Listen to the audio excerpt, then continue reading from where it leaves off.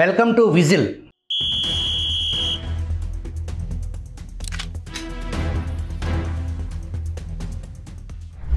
November 15, 2015 సంవత్సరం ఉమ్మడి ఆంధ్రప్రదేశ్ రాష్ట్ర చరిత్రలో అంతకుముందు ఎన్నడూ జరగనటువంటి ఒక మహాదారుణం చోటు చేసుకుంది. సాక్షాత్తు చిత్తూరు మేయర్ ఛాంబర్లో మేయర్ అనురాధపై బుల్లెట్ గొళ్ళ వర్షం. ఆ పక్క గదిలో ఉన్నటువంటి మేయర్ అనురాధ భర్త, నాటి చిత్తూరు జిల్లా తెలుగుదేశం పార్టీ ఉపాధ్యక్షులు కటారి మోహన్ రావు పైన తుపాకీ తోటాలు పేలితే అవి మిస్ అయి గోడకు తగిలితే వేట కొడవలతో అత్యంత పాశవికంగా ఆ ప్రాంగణం మొత్తం నెత్తురు ఏరులై పారిన ఒక దారుణ సంఘటన జరిగింది. దాదాపు ఈ 15వ తారీఖుకి సుమారు 10 సంవత్సరాలు కంప్లీట్ అవుతుంది. 10 సంవత్సరాల న్యాయ ప్రక్రియలో 5 నిందితులకి మరణశిక్ష విధించింది Chittoor sessions court. Mayor Anuradha గారు మరణం తర్వాత జరిగిన ఉప ఎన్నికల్లో ఆమె కోడలు హేమలత కటారి ఉప ఎన్నికల్లో గెలుపొంది ఆ మిగిలిన భాగాన్ని మేయర్గా కంప్లీట్ చేశారు. ప్రస్తుత కూటమి ప్రభుత్వంలో చిత్తూరు అర్బన్ డెవలప్మెంట్ కార్పొరేషన్ చైర్మన్గా బాధ్యతలు నిర్వర్తిస్తున్నారు. అసలు ఆ రోజు ఏం జరిగింది అనేది ఆ సంఘటన పూర్వపరాల్లోకి వెళ్ళేదానికి విజిల్ ప్రేక్షకులతో ముచ్చటించడానికి చైర్మన్ హేమలత గారు మనకు అందుబాటులో ఉన్నారు. నమస్కారం అండి. నమస్తే. ఆ రోజు ఏం జరిగింది మేడం వాస్తవానికి? ఆ రోజు మామూలుగా ఆఫీస్కి వెళ్ళట్టే మా అత్తమ్మ కటారి అనురాధ గారు, మా మామయ్య కటారి మోహన్ గారు ఆఫీస్కి వెళ్ళడం జరిగింది. సో మేయర్ ఛాంబర్ లో అందరూ కూడా నార్మల్ డిస్కషన్ జరుగుతూ ఉంటే బుర్కాలు వేసుకొచ్చి 5 మంది నార్మల్ గ్రీవెన్స్ లాగా అన్నట్టు లోపలికి వచ్చి మా అత్తమ్మని ఫస్ట్ షూట్ చేయడం జరిగింది. వెంటనే మా మామయ్య గారి పైన కూడా హత్యాయత్నం జరగడం, మా మామయ్య గారు తప్పించుకోవడానికి రూమ్ లో పరిగెత్తిన వాళ్ళ బుల్లెట్లు మిస్ అయ్యి ఈ 5 మంది కూడా కత్తితో అతి కిరాతకంగా ఆ కౌన్సిల్ హాల్ అంతా కూడా రక్తపు మార్కలతో నిండిపోయింది. ఆ రోజు మాకు అందరికీ కూడా అసలు షాక్ అండి, అసలు ఇంత ఘోరం ఎలా జరుగుతుంది అనేసి. ఈ మహాదారుణానికి పాల్పడిన ప్రధాన నిందితుడు చింటూ అనే నేరస్తుడు మీ కుటుంబానికి, మీ మామగారికి ఏమవుతాడు? అతను మేనల్లుడు. మామయ్య గారికి సొంత అక్క కొడుకే. 2005లో మీ మామగారు కటారి మోహన్ రావు గారిపై హత్యాయత్నం జరిగింది. ఆ హత్యాయత్నం వెనుక సీకే జయచంద్రారెడ్డి అలియాస్ సీకే బాబు ఉన్నారు అనే ఆరోపణతో మీ మామగారి తరపున ఈ చింటూ సీకే బాబుపై 2007 డిసెంబర్ 31న ల్యాండ్ మైన్ మందుపాత్ర పేలిస్తే సీకే బాబు త్రుటిలో తప్పించుకున్న ఘటనలో నిందితులుగా మీ మామ కటారి మోహన్ గారు, ఈ చింటూకి ఆ కేసులో యావజ్జీవ శిక్ష పడింది. అయితే ఇంత దారుణంగా సొంత మేనల్లుడు, మేనమామ భార్య అయినటువంటి కటారి అనురాధ గారు మేయర్గా పనిచేస్తున్న ఆ ఛాంబర్లోకి వచ్చి అంత పాశవికంగా ఆ అఘాయిత్యానికి పాల్పడటానికి అసలు కారణం ఏంటండి? కారణం అంటే మెయిన్గా మీరే అంటున్నారు కదా, సొంత బిడ్డలాగా మా మామయ్య గారు అయితే తనకి చూసుకున్నారు. అన్ని విషయాల్లో కూడా తను మా మామయ్య గారితో ఒక పోటీ తత్వం లాగా ఏర్పడిపోయింది. తనకి ఒక ఈగో లాంటిది మెయిన్. సో, వెంటనే ఎలక్షన్‌లో మా అత్తమ్మ మేయర్‌గా గెలవడం. ఒక మేయర్‌గా అంటే మీకు తెలిసిన విషయమే. టౌన్‌లో షీ ఈస్ ద ఆహ్, ఫస్ట్ సిటిజన్. సో, ప్రియారిటీ ఇవ్వటంలో గానియండి, దానిలో ఎదుగుదలలో గానియండి, తను బాగా హ్మ్, హ్మ్. నాకు ప్రియారిటీ ఇవ్వట్లేదు. అన్నీ వాళ్ళకే అడుగుతున్నారు. వాళ్ళకే మంచి ప్రియారిటీ ఇస్తున్నారు. అన్నిట్లో వాళ్ళు ఎదుగుతున్నారు అనే ఒక ఈగోయిజం అనేది ఎక్కువైపోయిందండి తనకి. వాళ్ళ మాటలు, వీళ్ళ మాటలు వినడం. సో, అయినా గూడా మా మామయ్య తనకి బిడ్డలాగానే చూసుకునేవాడు. అన్నిట్లో మంచిగానే ఉండేవాడు. కానీ తను ఎప్పుడైతే ఇట్లా చేసి అసలు అన్‌ఎక్స్‌పెక్టెడ్ అండి. ఎవరైనా గూడా ఒక బిడ్డ తండ్రిని చంపుతాడని ఎవరైనా ఎక్స్‌పెక్ట్ చేస్తారా అండి? సో, అలా జరిగిందిది. సో, మీ అత్తమామ స్థానాన్ని తను కోరుకున్నాడంటారా? ప్రియారిటీ మేము ఎక్స్‌పెక్ట్ చేసాం. ఈ జంట హత్యల్లో సాక్షులుగా ఉన్నవారు అనేక ఇబ్బందులకు పాల్పడ్డారు. అందులో ప్రధానమైన సాక్షి పక్క రాష్ట్రంలో మైసూర్‌లో రోజుకో హోటల్‌లో తలదాచుకోవాల్సిన పరిస్థితి. ఆ సంఘటనలు, సాక్షులు పడ్డ ఇబ్బందుల్ని తెలియజేస్తారా? తప్పకుండా అండి. అంటే ఎంతగా వేధించారంటే సాక్షుల్ని చెప్పనివ్వకుండా బెదిరింపులు వాళ్ళకైతే నిజంగా చెప్తున్నాము. వాళ్ళ కుటుంబాలు ఎవరైతే సాక్ష్యం చెప్పారో వాళ్ళందరికీ గూడా చేతులెత్తి మొక్కుతున్నాము. ఆహ్, ఏవంగా తను సారీ విట్‌నెస్ సతీష్ అయితే చాలా రకాలుగా వాళ్ళ ఫ్యామిలీ మెంబర్స్‌ని బెదిరించడం. ఈరోజు ఇంకొక వారంలో సాక్ష్యం చెప్పబోతారు అంటే, వాళ్ళ ఇంటి దగ్గరకొచ్చి బెదిరించడం. వాళ్ళని మేము కాపాడుకోవడానికి చానా పాట్లు పడ్డాం. అందులో కొంతమంది ఇన్‌ఫ్లూయెన్స్ యూజ్ చేసుకొని ఎవరైతే సాక్షులున్నారో వాళ్ళంతా ఇంటికి పిలిపించుకొని బెదిరించడం. వాళ్ళని బలవంతంగా ఫోర్స్ చేయడం. లేదా వాళ్ళ వాళ్ళ ఒకరొకరినైతే గన్ పెట్టి గూడా బెదిరించడం జరిగింది. ఇదంతా వైసీపీ పాలనలో. అవునండి. అవన్నీ గూడా ఎంత బాధేస్తుందంటే, మేము ఆల్రెడీ అత్తామామల్ని పోగొట్టుకొని బాధపడుతుంటే, ఇన్ని రకాలుగా మానసికంగా గూడా మమ్మల్ని చాలా బాధ పెట్టారు. అదే విధంగా మమ్మల్ని ఆర్థికంగా గూడా ఏ పని ఎదగనివ్వకుండా అన్ని రకాలుగా గూడా హింస చేశారండి. మమ్మల్ని గూడా చాలా ప్రలోభాలకి గురి చేసి, మా కుటుంబ సభ్యుల్ని గూడా కేసుల్లో ఇరికించడం, సాక్షుల్ని మేము కాపాడుకోవడానికెళ్తే వాళ్ళ పైన అనవసరమైన కేసులు పెట్టి లాస్ట్‌కి వెహికల్ ఎక్కించి మా మీద గూడా చాలా మీ మీద కూడా హత్యాయత్నం జరిగింది కదా! వెహికల్ ఎక్కిచ్చారంట కదా! అవునండి. హ్మ్. ఈ కటారి మోహన్ రావు గారికి, మీ మామగారి కుటుంబానికి ఉన్న ఏకైక ఆధారం మీ భర్త. అవును. ఆయన కోవిడ్‌లో మృతి చెందారు. ఇంకొక పక్కన ఈ వికృత రాజకీయ క్రీడ. మీరు చూస్తే ఆడకూతురు సాక్షుల్ని బెదిరించటం. ఒక సాక్షి మైసూర్‌లో తలదాచుకుంటే, ఆయన ఇంట్లో గంజాయి పెట్టి, గంజాయి కేసులో ఆ కుటుంబం మొత్తాన్ని ఇరికిచ్చే ప్రయత్నాన్ని మీరు అడ్డుకుంటే, మీ మీద కూడా గంజాయి కేసు పెడితే మీరెలా బయటకొచ్చారు దాంట్లోంచి? అందరికీ తెలుసండి మా కుటుంబం గురించి గాని, మేము ఎలాంటి వాళ్ళం అనేసి. సో, అన్యాయంగా అప్పుడున్న రాజకీయ నాయకుల్ని ఆహ్, పోలీసుల్ని అడ్డం పెట్టుకొని మా పైన మేము ఆల్రెడీ ముందే ప్రెస్ మీట్ పెట్టామన్నమాట. ఇలా మా సాక్షులకి అందరిని గూడా భయాందోళనకు గురి చేస్తున్నారు. మాకు సెక్యూరిటీ ప్రొవైడ్ చేయండి.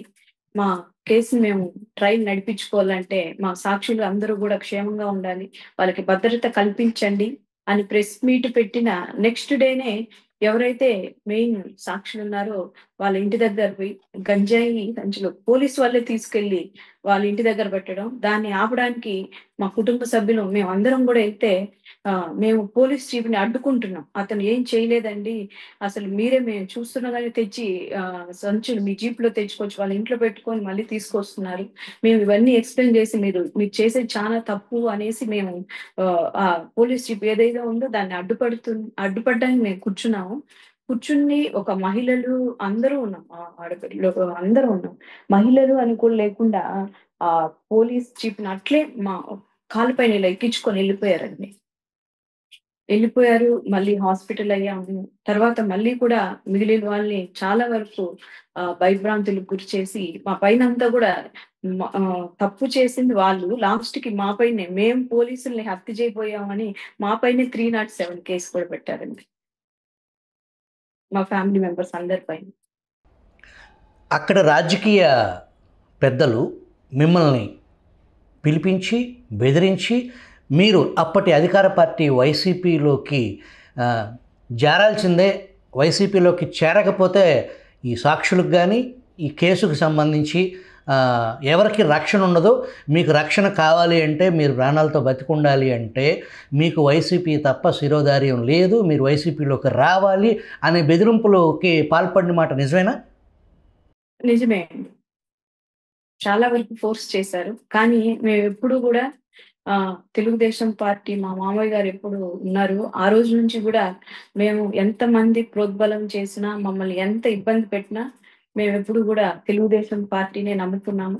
మాకు దైవ సమానులైన చంద్రబాబు నాయుడు గారి ఆధ్వర్యంలోనే మేము పార్టీకి సేవ చేసుకుంటా ఉన్నాము. సో ఇవన్నీ ఓర్వలేకనే చాలా వరకు ఇబ్బంది పెట్టారు. వాళ్ళ ప్రలోభాలకు మేము లొంగలేదనేసే సాక్షుల్ని ఇలా చేయడం, మా పైన కేసులు పెట్టించడం, ఇలా చాలా వరకు మానసికంగా అన్ని రకాలుగా కూడా హింస పెట్టడం జరిగింది. ఒక బీసీ మహిళ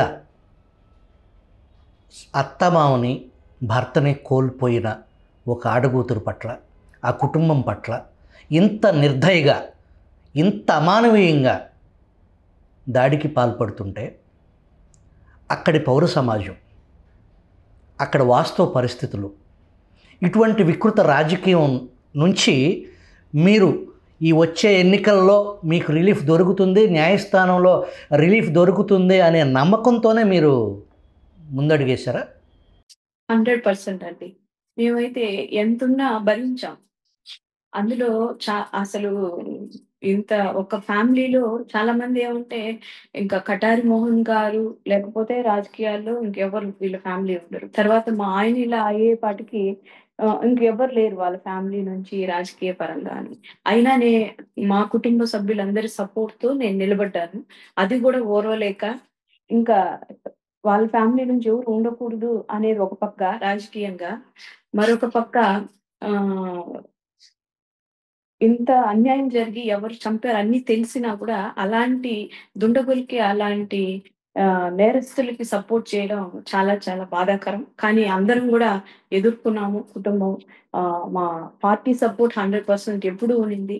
మాకు ఎప్పుడు కూడా చంద్రబాబు నాయుడు గారు బ్యాక్ బోన్‌గా సపోర్ట్ ఇస్తూ, న్యాయం ఎప్పుడు గెలుస్తుందమ్మా, మీరు అధైర్యపడొద్దండి, మీ చట్టం తన పని తను చేసుకుంటూ వెళ్తుంది, కాబట్టి మీకు ఎప్పుడు కూడా గెలుపు అనేది ఉంటుంది, కాస్త ఓర్పుగా ఎదుర్కోండి, మేము అన్ని విధాలా ఉంటామని ఎప్పుడు కూడా సపోర్ట్ ఇవ్వడం జరిగింది. ఆ తొలి రోజుల్లో, కేసు నమోదైన తొలి రోజుల్లో ఈ కేసు విచారించే జడ్జి గారిని కూడా బెదిరించటం, ఆయన మీద కూడా ఆరోపణలు చేయటం అనేది నిజమేనా నిందితుల తరపున? అవునండి. అప్పుడు వాళ్ళకే సపోర్ట్ చేస్తున్నారు కేసు పరంగా. మా పీపీలని కూడా ఎవరైతే గవర్నమెంట్ అలా చేశారో పీపీలని కూడా ఇబ్బంది పెట్టడం, అందరూ కూడా ఈ జడ్జి గారు వాళ్ళకే సపోర్టివ్‌గా మాట్లాడుతున్నారు అనేసి ఒక జడ్జి గారి పైన కూడా నిందారోపణలు చేయడం, వాళ్ళని ఎలాగైనా మార్చాలి, పీపీ గారిని కూడా మార్చాలి, వాళ్ళకెక్కడ నేరస్తులకి వాళ్ళకి శిక్ష పడుతుందో అనే భయంతో ఈ రకంగా కూడా పొలిటికల్‌ని యూజ్ చేసుకున్నారు. ఇంకా మాకైతే హైకోర్ట్‌లో ప్రాసిక్యూషన్ తరఫున పోసాని వెంకటేశ్వర సార్ గారు ఉన్నారు. ఆయన అన్ని విధాలా కూడా మమ్మల్ని గైడ్ చేశారు. ప్రాసిక్యూషన్‌లో 100% వాళ్ళకి ఎప్పుడైతే బెయిల్‌కి వేశారో అన్ని రకాలుగా బెయిల్, వాళ్ళు చేసిన తప్పులు నిరూపిస్తూ వాళ్ళని 9 సంవత్సరాల వరకు తనకి బెయిల్ రాకుండా కూడా చాలా వరకు కూడా పోరాడారు. నిందితుల తరపున ఎవరైతే లాయర్లుగా ఉన్నారో వాళ్ళని వైసీపీ ప్రభుత్వంలో ప్రభుత్వ న్యాయాధికారులుగా, పీపీలుగా నియమించిన దాన్ని కూడా మీరు అడ్డుకున్నట్టున్నారు. మేము హైకోర్టుకి అయితే వెళ్ళామండి. అది చెల్లదనేసి అడ్డుకోవడం కూడా జరిగింది. ఈ సుదీర్ఘమైన న్యాయ ప్రక్రియ అందున మీరు ఒక సాధారణ మధ్యతరగతి కుటుంబానికి చెందిన మహిళ, ఈ న్యాయ ప్రక్రియ అత్యంత ఖరీదైన న్యాయ ప్రక్రియ. ఈ ప్రక్రియలో న్యాయం తరపున, మీ తరపున నిలబడి చిత్తూరు నుంచి హైకోర్టు వరకు ఈ టోటల్ కేసులో శిక్ష పడటానికి మీకు సహాయం చేసి మీకు వెనుదన్నుగా నిలిచిన వ్యక్తులు ఎవరండి? మాకు అసలు అదే అంటారు గదండీ! దురదృష్టంలో గూడా అదృష్టం ఉంటుందనేసి. దాంట్లో 100% మాకు పోసాని వెంకటేశ్వర్ సార్ గారు చాలా వరకు సపోర్ట్ ఇచ్చారు. 100% ఈ కేసులో న్యాయం ఉంది. మీకు తప్పకుండా న్యాయం జరుగుతుందని ప్రతి విషయంలోనూ ఎలాంటి చిన్న సమస్య ఉన్నా మాకు గైడ్ చేస్తూ అన్ని విధాలా ఆర్థికంగా గానియండి, మమ్మల్ని మానసికంగా గాని చాలా ధైర్యం చెప్పిన మా దృష్టిలో ఆయన ఒక దేవుడిగా మేమెప్పుడు ఫీల్ అవుతాం. లైఫ్‌లో ఆయన రుణం తీర్చుకోలేమండి. అంత హెల్ప్ చేశారు. మమ్మల్ని ఎప్పుడు ఆయన బిడ్డలుగా అనుకోని అన్నీ కోల్పోయారు. వీళ్ళకి తప్పకుండా న్యాయం చేయాలని ఆయన చాలా మాకు సపోర్ట్ ఇచ్చారు. ఈ సుదీర్ఘ న్యాయ ప్రక్రియలో ఏదైతే మీకు అండగా నిలబడినటువంటి పోసాని వెంకటేశ్వర గారు మామూలుగా ఈ మరణశిక్షలు, ఉరిశిక్షలకు సంబంధించి ఆయన కొంత వ్యతిరేక భావంలో ఉంటారు. మరి మీ తరపున హైకోర్టులో ఈ కేసు విచారణకు వచ్చి ఆ తీర్పు అమలుపరిచే పరిస్థితికి వచ్చినప్పుడు మీకు అండగా పోసాని గారు నిలబడతారని మీరు అనుకుంటున్నారా? తప్పకుండా అండి. ఇదొక హీనెస్ట్ క్రైమ్. అందులో ఇది ఒక మహిళల పైన మొట్టమొదటి ఒక మేయర్‌ని ఒక ఛాంబర్‌లో అంత దారుణంగా చంపడం అనేది చాలా ఘోరం. ముఖ్యంగా ఇలాంటి కేసుల్లో గూడా తప్పకుండా సపోర్ట్ చేస్తారని మేము భావిస్తున్నాము. ఎందుకంటే ఇదన్నీ కూడా తప్పు చేసిన వాళ్ళకి తప్పకుండా శిక్ష అనేది పడుతుంది అనేదానికి ఇదొక ఎగ్జ్ ఆహ్, ఒక ఎగ్జాంపుల్ కేసు కాబట్టి, ఇలా ఇంకెవ్వరు గూడా తప్పు చేయకుండా పబ్లిక్‌ని సేవ్ చేయడానికి తప్పకుండా మాకు సపోర్ట్ ఇస్తారని గూడా మేము అనుకుంటాం. అత్యంత క్రూరమైనటువంటి జంతు ప్రవృత్తి కలిగిన ఉన్మాదంతో జంట హత్యలకు పాల్పడటం, ఆ తరువాత న్యాయ ప్రక్రియని, అందులో సాక్షుల్ని, బాధితుల్ని వేధించిన తీరు సభ్య సమాజాన్ని తలదించుకునేలా చేసే, ఒళ్ళు గగుర్లు పొడిచే రాజకీయ వికృత క్రీడలో ఆ కుటుంబాన్ని, బాధిత కుటుంబాన్నే బలి చేద్దామనే ఆ విధానాన్ని, ఇది అత్యంత దుర్మార్గం, హేయం అని చెప్పేసి చిత్తూరు అడిషనల్ సెషన్స్ కోర్ట్ నిందితులకి ఉరిశిక్షను విధించటం, ఆ శిక్ష అమలుకి హైకోర్టుకి రావటం, హైకోర్టులో కూడా ఇది మొత్తం భారతదేశానికి, భారతీయ న్యాయ ప్రక్రియకి, పౌర సమాజానికి ఒక ఘాటైన జవాబును చెప్పటానికి, సమాజంలో ఇటువంటి నేరాల పట్ల చట్టం ఎంత కఠినంగా ఉంటుంది అని తెలియపరచడానికి ఈ కేసు ఒక కేస్ స్టడీగా ఉపయోగపడుతుంది అని సెషన్స్ కోర్టు తీర్పుని హైకోర్టు సమర్థించేలా మానవవాదులు, పౌర హక్కుల సమాజం కూడా ఆరోగ్యకరమైన సమాజం పట్ల వాళ్ళ బాధ్యతను బాధితులకు అండగా గొంతుకై నిలవాలని విజిల్ తరపున కోరుకుంటూ, మీకు ఈ కష్టాలు, చిక్కుముళ్ళు అన్నీ వీడిపోయి ప్రశాంతమైన మానసిక ప్రశాంతత జీవితంలోకి మీరు అడుగుపెట్టి మీ మిగతా రాజకీయ జీవితంలో ఎటువంటి చిక్కుముళ్ళు ఎదురవకుండా ధైర్యంగా పౌర సమాజం మీ వెనక ఉంటుంది అని కోరుకుంటూ, థ్యాంక్ యూ వెరీ మచ్ అండి. థ్యాంక్ యూ అండి.